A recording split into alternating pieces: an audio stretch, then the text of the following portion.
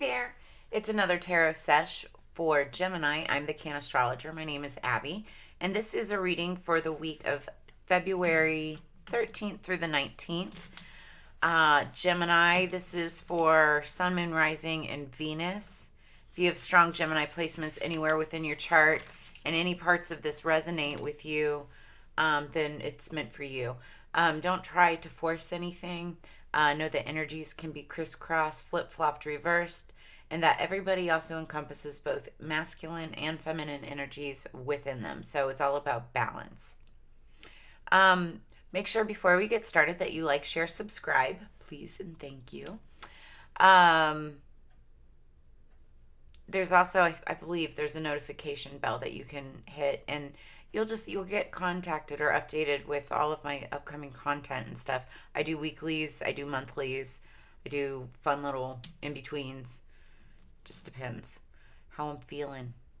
So this week, the 13th through the 19th of February, also know energy is timeless.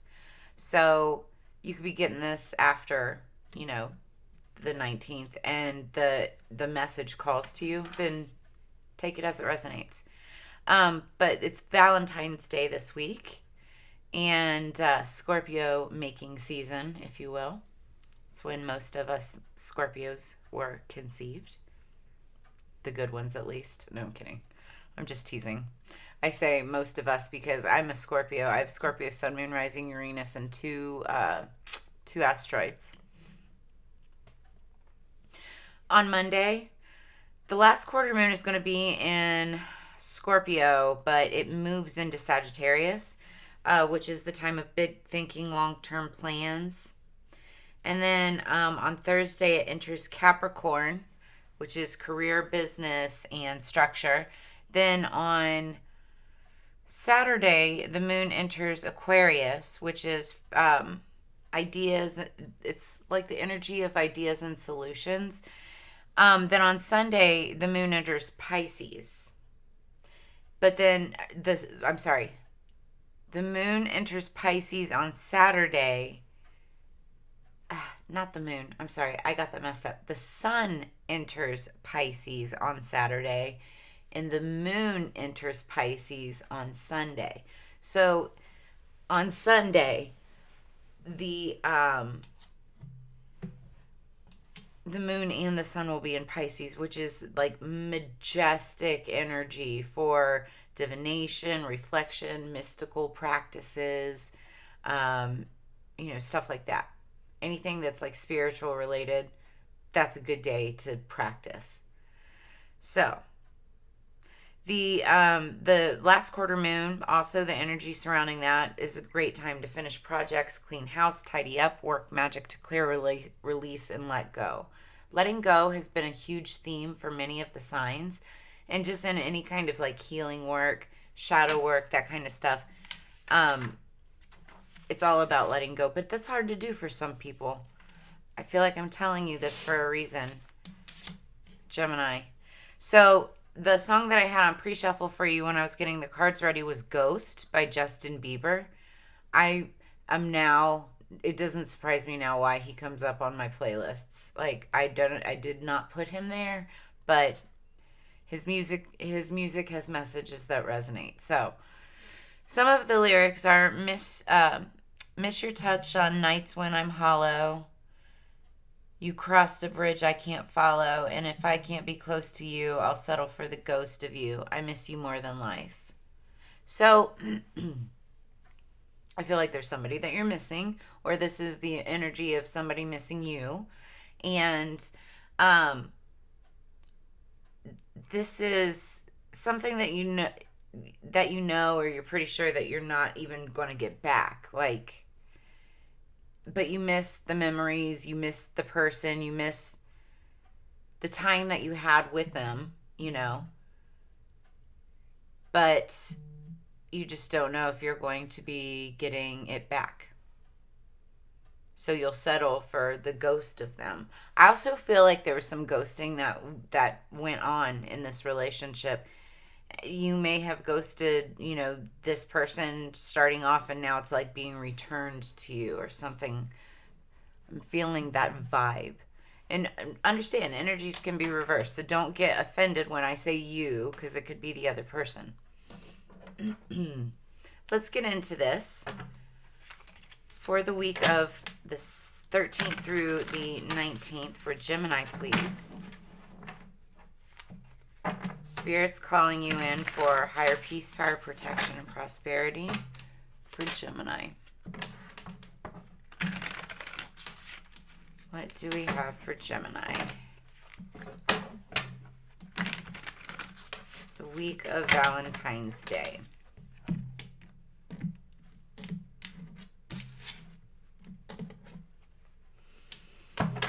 Okay, energy going into this is the Ace of Cups, and so that's like a new beginning, you know. It's a cup of love, a new relationship of some sort. And when I say relationship, it does not have to be romantic. It could be platonic, with a friend, a family member, a you know, whatever. It's old friendship coming back, you know, something like that too. Usually it's brand new though, with Ace of Cups. Whoa. Okay. You guys, that flew out of there. 1 second. Okay. Oh my goodness. I've got my pigtails up. It was the Super Bowl. I'm not going to get into the sports part in my life, but that's why I'm dressed this way. Okay, so Gemini. Coming out the gate, we've got the King of Wands. This is Leo energy. You might have Leo strong in your chart. This is a very passionate king. If he's not married, he's like lover boy. He's everybody, you know, he's attractive, you know, very sexual, sensual, seductive like. Now, if he is married, he's a great lover. So, but yeah, we've got this energy. Also, you know, boss CEO energy, business, very business oriented. Good at things like sales and words. Has a way with words, that's for sure. Okay, so you could, again, have Leo in your chart. Leo, Aries, Sagittarius, any of those signs. Fire, Wands is about fire. Fire is about passionate energy. It could be, again, like intimate, romantic, but it also can be platonic and about like just working relationships and things like that. What you're passionate about. Passion projects. What else do we have for Gemini? It's very boss-like energy, though. Coming out strong.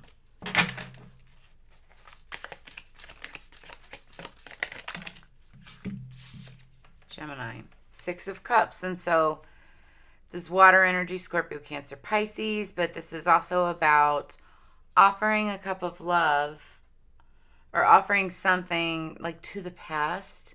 Somebody from your past, somebody that you've known for a really long time, could be even from childhood, or they just make you feel childlike. Also, like on the card, it talks about, if you see this, like an animal going from puppy to like a big dog. It's like that. Somebody that's grown, somebody that has grown old with you and is like loyal, it has that loyal companionship. I am not saying that they're a dog. It's interesting, though. We're looking at a lot of animals here because in this first card, we've got a lion and then we've got a yellow Labrador, you know? So it's like, I don't know, that energy.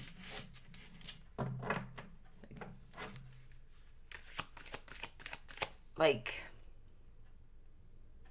watching out, you know, protecting. Like a protection type of energy. Okay, what's the last message? Last card for Gemini. Thank you.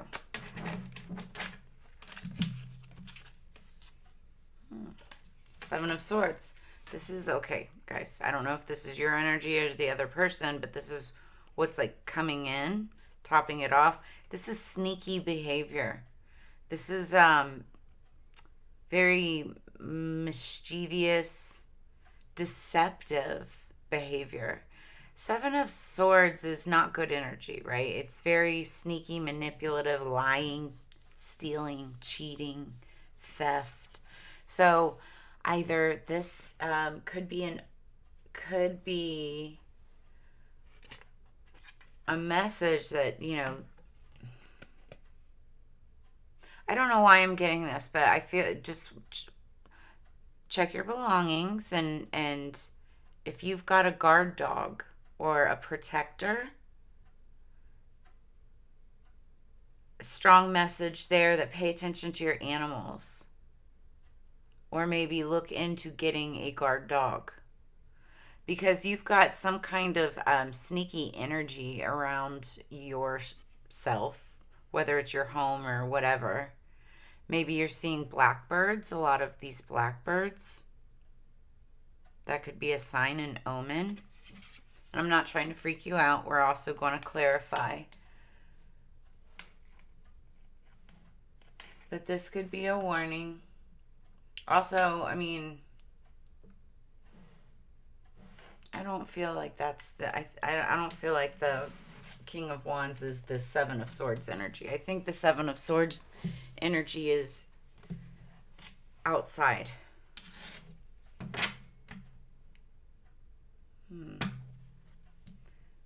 Ooh, underneath the deck is the Devil. So the Devil, it could be a Capricorn. Don't freak out. But the Devil is about toxicity. It's about obsession.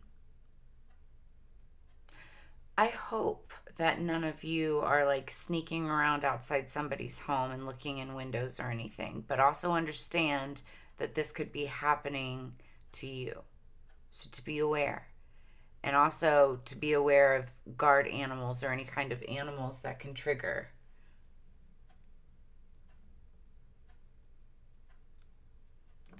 I would be very, very careful about that, because the Devil's popping up. So that means toxicity, negativity. Be very careful. But let's get some clarification. I hate when it, like, readings, the Seven of Swords and then the Devil pops out. It's like I gotta tell you what it means, right? But also understand that that does not give you any reason to freak out.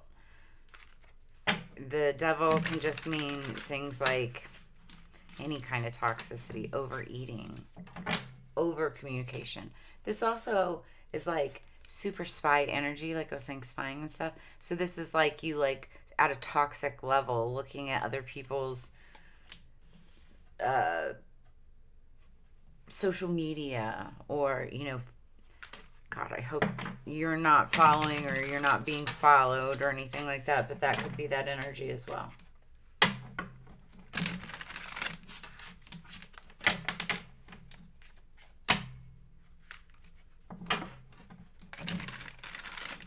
Right, what do we have for Gemini's higher peace, power, protection, and prosperity, please?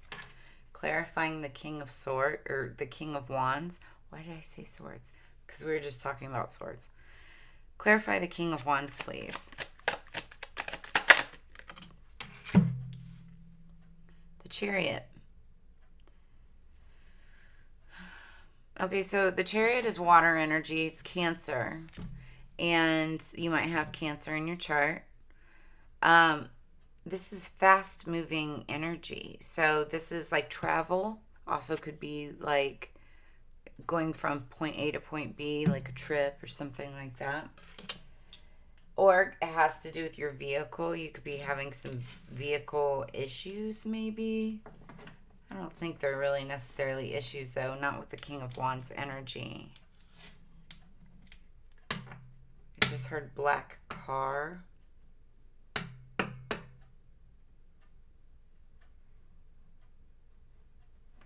So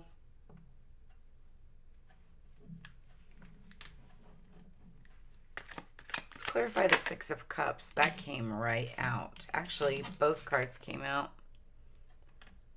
The Moon and the Ten of Cups.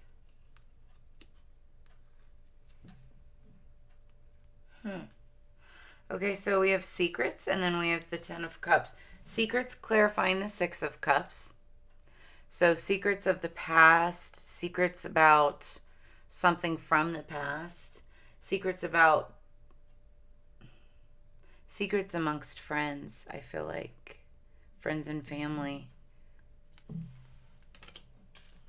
And they're still there. They're not being told. But then we've got the 10 of Cups and the 7 of Swords. So there's like some kind of happiness or like family element that's being stolen. Oh, somebody's happiness is being stolen because these secrets are being kept. Take that as it resonates. Clarifying the devil is the 7 of Cups, and that's opportunities. And so the 7 of Cups clarifying the devil with opportunities. You may have a lot of opportunities, but they're not good. They're not leading you anywhere. In fact, they may be leading you on the wrong path. Deceit. That's what it is. Okay, so the 7 of Swords clarifying the 10 of Cups. Like the 10 of Cups is about happiness, home, family. And then the 7 of Swords is like a thief. So whoever this 10 of Cups is dealing with is a thief. I don't think it's the same person. But this is just like the energy of the situation. Because I feel like this is one person and this is another person. Because like the 7 of Swords clarifying the devil, this is just a very toxic energy. And then we've got like the 10 of Cups and the 7 of Cups. That's like abundance and opportunity from abundance. This is all very positive energy here, and this is all very negative energy. Why do I feel like I'm tapping into another reading?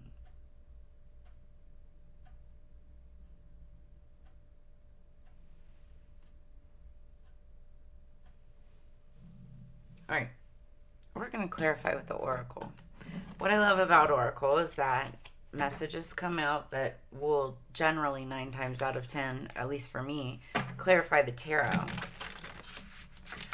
So the Ching of Love, super love this deck. It's I've just really started to pick up and play with it because it, no joke, sat on my shelf for almost an entire year.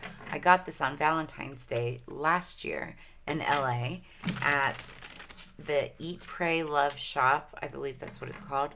By Salviadora. Shout out to Sal.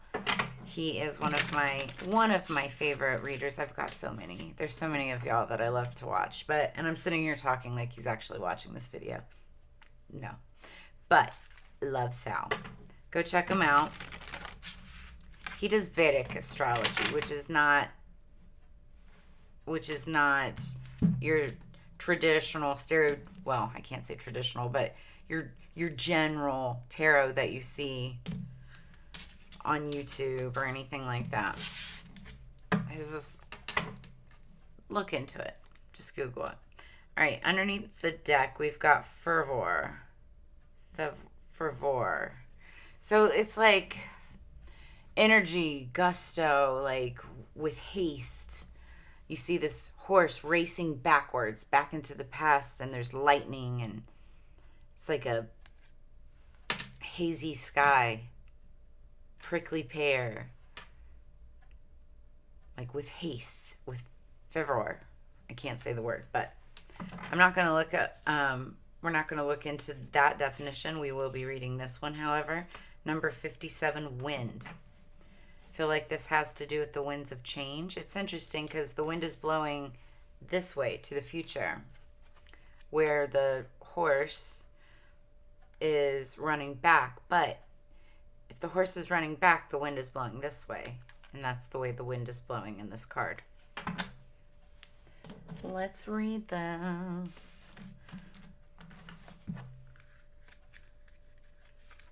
So 57. Wind. The oracle invites you to look at existence, everything that happens to you, everything directly, as simple, naked, and raw facts, without putting labels, without saying right or wrong, good or bad. It leaves aside the mind and its eternal judgment.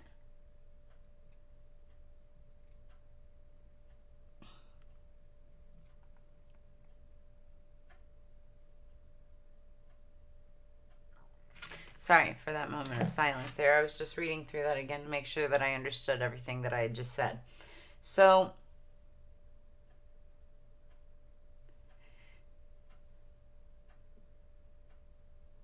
I feel like this message, the wind, it is talking about, the winds of change, right? Okay, so anytime we have full moons or new moons, notice the weather. Go outside. I know the weather's different across the country everywhere, but notice there's patterns in the weather, right? And I always say, at least where I'm at, it always gets windy around the new moon and full moon. And so I always call it the winds of change. It's here to cleanse the energy, cleanse the air, right? Cleanse the space. And just me realizing that I was picking apart and all these little pieces, trying to decipher the patterns. And this card, this oracle, is calling for you to do the same, but for yourself. And notice your own patterns. And deciding which are going to stay and which are going to change with the winds of time. The winds of change, if you will. And if you see in this card, anything that's not meant to stay blows away with the wind. The things that are meant to stay are grounded, they're rooted there. So take it as it resonates. And this card is also saying to me, things do change, Not everything stays the same. Just because it's one way now doesn't mean that it won't be a different way later.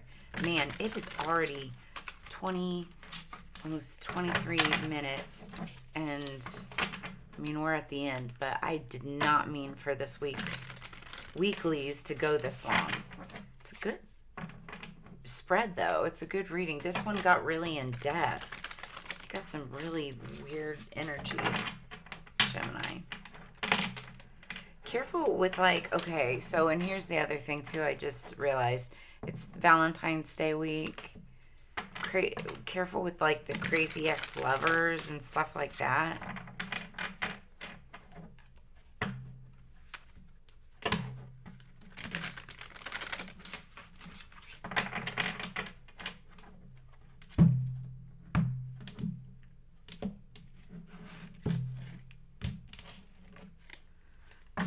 Underneath the deck, we've got number 47, soft. Somebody could be 47 years old. I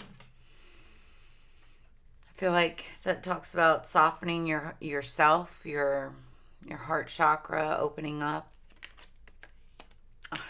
And then as I say that, card number 1, heart fire. And that talks about opening up your heart chakra. So let's read this. Of course it said that. Heart fire. Passion is igniting within you. It is not a time when things will remain still, even if change is only sensed as a subtle stirring underneath the surface of things. Even if slow at first, passion will unfold from within your heart, soon to be burning bright like a sun unrestrained. You are learning how to ride the waves of passion. Through eruptions of heat and descent into coolness, bearing the absence of fire only to realize it's returning to you again. Ride its waves knowing that passionate bliss will always return, just like I was saying. It comes and goes. Will always return to a heart that is on fire for love for life. The coolness allows us to experience the heat. Once you realize that the fire emerging from within you will ebb and flow, you will trust in its presence. You will realize that whether your passionate fire is obvious, drawing you into life, or dwelling quietly within, gaining power from the deepest sources of your being, soon to rise once more. It is a constant in your heart. Accept the fire of your heart and know that this is how you are meant to be, on fire with love for all that is. This oracle brings a message for you. Trust the passion and the fire of your heart to guide your decisions now. What would make you feel most alive? Choose that. If you're feeling a lack of genuine passion in your life, take comfort that it is awakening in your heart now, bringing something that has been long in rest back to life. Life unfolds in wondrous ways, and time together fills the days with unexpected gifts beyond our wildest dreams. Like open hearts as feelings start to face the longing when we part, our souls know this is more than what it seems. In gratitude I offer prayer, with thanks for this love so rare, asking guidance on the sweet sojourn. The answers come in tears that flow, emotions raw and smiles that show. Becoming one is worth the wait until I can return. These poems are no joke. They're very deep. So, yeah. It's talking about, these emotions, the ebbs and the flows, going, changing with the wind, going with the flow. I feel like you're figuring out what to let go of and what to hold on to in order to, help expand and contract this heart fire that your passion that you're learning to control. And I say control lightly, like control can be an ugly word, right? But you're learning how to adjust to it. And it's interesting that heart fire, passion, all that passionate love and burning desire comes out when we started with the King of Wands, when I said that's like literally what the wands are all about. So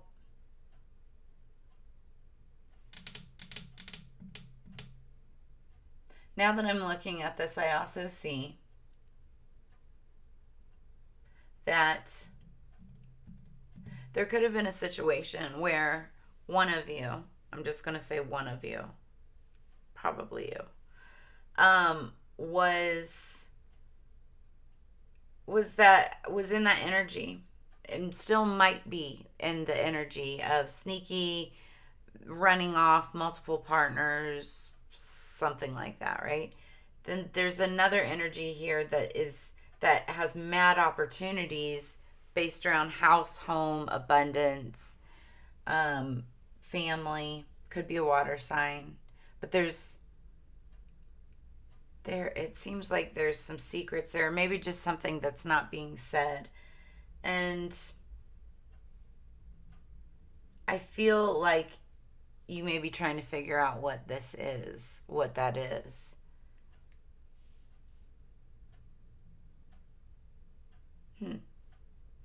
Take it as it resonates. There's multiple storylines to this. I'm seeing several different things here. But yeah, there's definitely some devilish energy. And Gemini, if this is you, then, I implore you to please try to control that in the good ways, the best ways. But if this is happening to you, just be aware that, you've got this energy around you, because I just don't like that Seven of Swords energy with the devil underneath the deck there. Again, you could just be simply dealing with a Capricorn. It could be as simple as that, right? It's about toxicity, obsession, too much of a good thing, that kind of stuff. Could have gotten you into some trouble too, or that person. But then on the flip side of things, we've got this whole other energy, and it's all good. It's like 10 of Cups and opportunities, like happiness, family, home, like that's the focus there. So, and I think like down here, we're talking, ebbs and flows and how the heart grows with passion. So that's what I have for you this week. It's already almost 30 minutes long. So take it as it resonates. Thank you so much for being here. And make sure that you like, share, subscribe, hit the notification bell.